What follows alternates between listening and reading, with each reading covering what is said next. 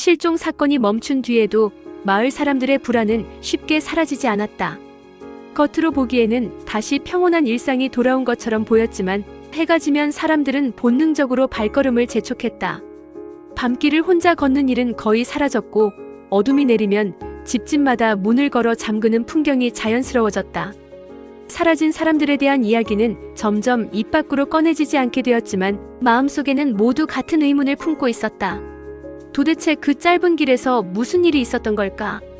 그로부터 몇 달 뒤 마을 입구 근처 밭에서 이상한 물건이 발견되었다. 큰 비가 내린 다음 날 빗물에 흙이 패이면서 땅속에 묻혀있던 작은 천 조각이 드러난 것이다. 처음에는 누군가 버리고 간 헝겊짐으로 여겨졌다. 하지만 그것을 본 한 주민은 순간 온몸이 굳어버렸다고 했다. 천 조각의 색과 무늬가 실종된 노인이 늘 목에 두르고 다니던 낡은 손수건과 너무도 비슷했기 때문이다. 소식이 퍼지자 사람들은 조심스럽게 그 주변을 파보기 시작했다.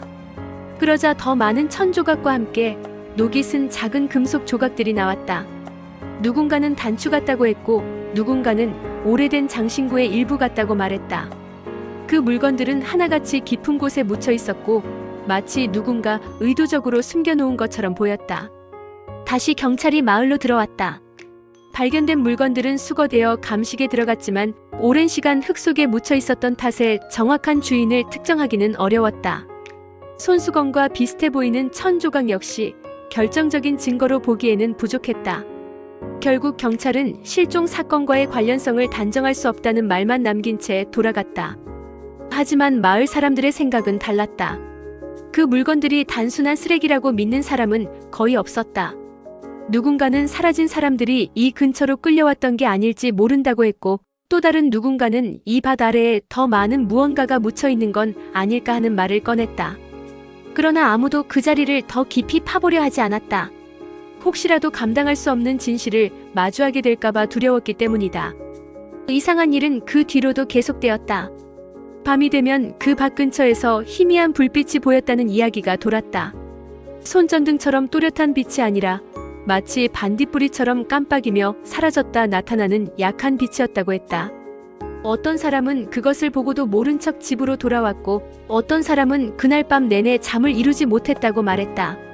한 번은 마을 청년이 술에 취한 채 밤늦게 귀가하다가 그 밭 근처에서 이상한 소리를 들었다고 했다. 누군가 흙을 긁는 소리 같기도 했고 바람에 마른 풀잎이 스치는 소리 같기도 했다고 했다. 청년은 등골이 서늘해져 그 자리를 빠르게 벗어났고 다음 날 그 이야기를 사람들에게 전했다. 하지만 사람들은 대놓고 그 이야기를 이어가려 하지 않았다.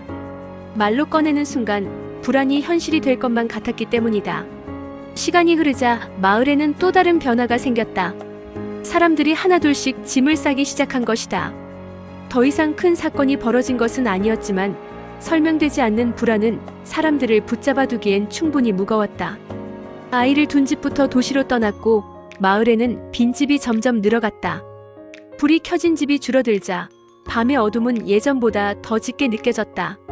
사람이 살지 않는 집 앞을 지날 때면 괜히 누군가 창문 너머에서 지켜보고 있는 듯한 기분이 들었다고 말하는 이도 있었다.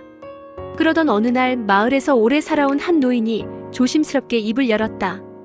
그는 젊었을 적에도 이 마을에서 비슷한 일이 한 번 있었다고 했다. 그때도 몇 명이 이유 없이 사라졌고 시간이 흐르면서 사람들의 기억 속에서 흐릿해졌다는 것이다. 노인은 그때도 밤길에서 사라졌고 결국 아무도 찾지 못했다고 말했다. 그 표정에는 농담이라고 보기 어려운 무게가 담겨 있었다. 그 이야기가 퍼지자 사람들은 이번 일 역시 우연이 아닐지도 모른다고 생각하기 시작했다.